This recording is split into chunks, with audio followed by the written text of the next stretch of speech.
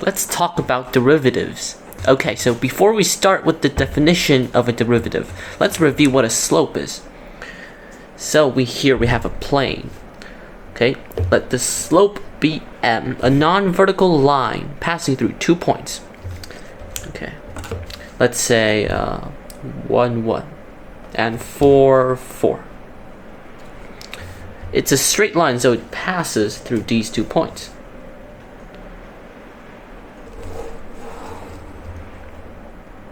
Now you might know that the slope is the ratio of the rise over run.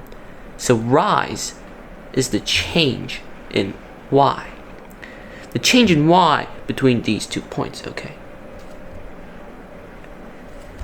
So the change in y between these 2 points. The y coordinate goes from 1 here to 4.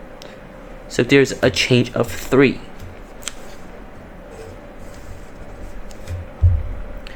The run is the change in x between these 2 points. The x coordinates also goes from 1 to 4, so the change is 3. So the slope m is equal to the rise over run. The rise is 3 and the run is also 3. So 3 over 3 equals 1. So the slope of this line equals 1. Now we have several straight lines with different slopes. So first we have a positive slope. Our straight line rises from the left to the right. This increasing trend here means that the slope is positive. A negative slope is the opposite, so the line rises from the left and goes down to the right. So this decreasing trend means that the slope is negative. Okay, a zero slope is when the line is horizontal. This is very important. Our line is horizontal and the slope is 0. And finally, we have a vertical line. And we have an undefined slope. So vertical line has an undefined slope. Okay, so we have a curve C. So this is the curve. This curve C is the function f(x). Now we want to find the tangent line at a fixed point at x equals a. So x equals a is here. And we want to find its tangent line. A tangent line is a straight line that touches a curve but not crossing a curve. So what does that mean? So a tangent line is that touches the curve at x equals a but does not cross at any other point. A straight line that touches crosses a curve is called a secant line. Now, crossing a curve, so it can cross directly. Okay, so let's first talk about the secant lines. So let's find a point near A. So we have that point here. Any point. Okay, so x can vary. So we can choose any point. Okay, now we connect the 2 points with a straight line. So what are the 2 points? So one is a and the function fa, and x and the corresponding value fx. So we have just connected that with a straight line. This straight line is the secant line between these 2 points. The slope of the secant line can be found using the slope formula, which is this. This equation is also rise over run. fx minus fa is the change in y, or the rise, and x minus a is the change in x, which is the run. So this is the slope of the secant line. Now let's introduce the idea of approaching something. And this is our secant line example. And let's look at the other graph. The original fixed value at x equals a. So let's say this point is x equals a at point A. And this point is P. And the varying x value is at point Q. So let's say first this x value can vary. And the tangent line which touches but not crossing P is line L here, so the red line. Now here's the deal, because this x value is varying, we can change its value to our liking. So I want this x value to approach A, which means I want this x value to get nearer and closer to A. So it gets closer and closer to A. So because our x values are changing, its fx value is also changing. So look, as x approaches A, these points gets higher and higher, and then eventually lower and lower. Now, our secant lines is what connects P and Q, and they are also changing. P is fixed, but Q is changing. So the secant lines are also changing.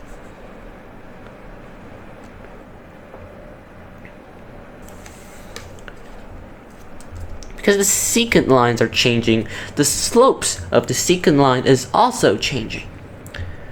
Now you might notice something. Our secant lines are becoming quite steeper and seems to merge with our tangent line L. So it seems to go from here, seems to change up, and it seems to just merge with L. And it also seems that the slope of the tangent line is becoming very similar to the slope of that changing secant line.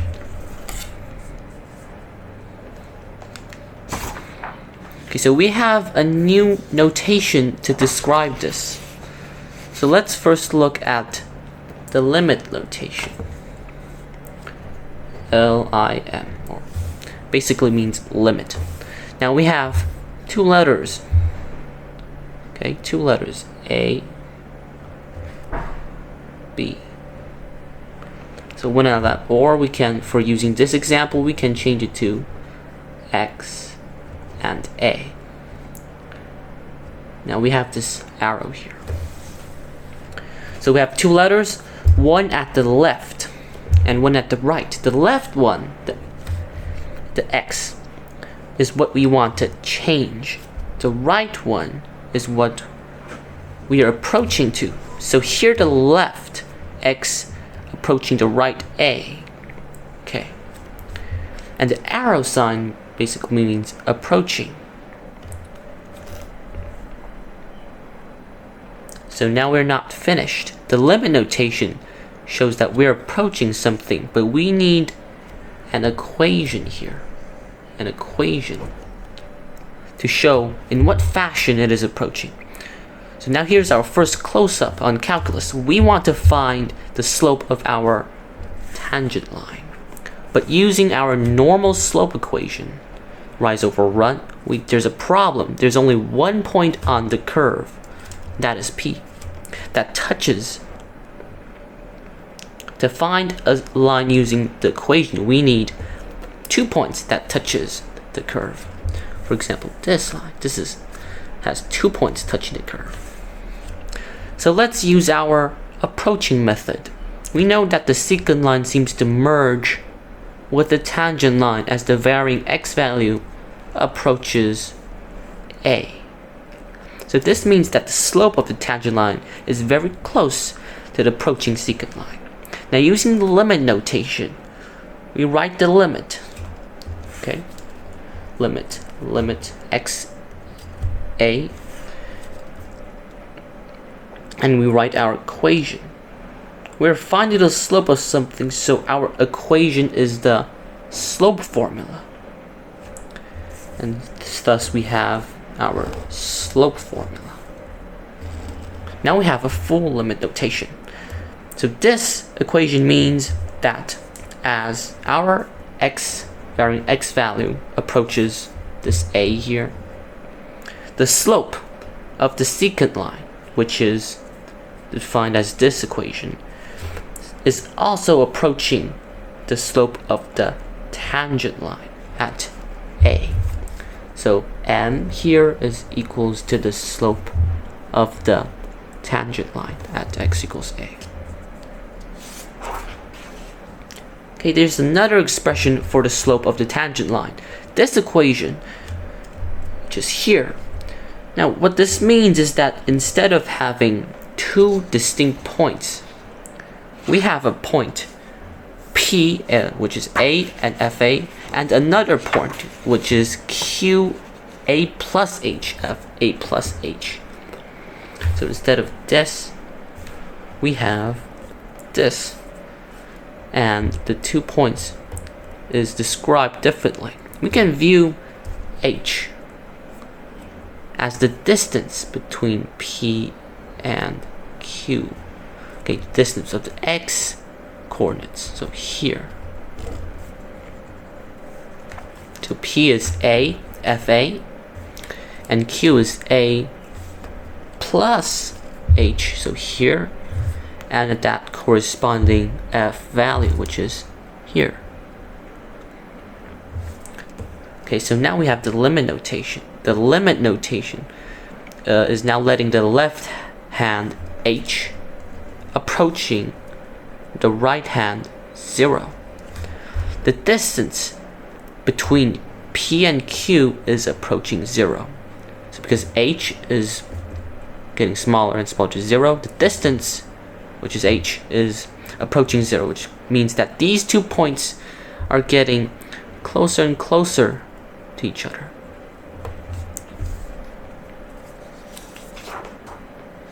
So now we define what a derivative is. So the derivative of a function f at number a is this. That this is read as f prime a. Okay, and f prime a equals to our 2 different limit notations here. So one is as h approaches 0, and one is as x approaches a. So f prime a, which is equals to these 2 limit notations, is the slope of our tangent line. Okay, we can also say that f prime a is the instantaneous rate of change of fx with respect to x at x equals a.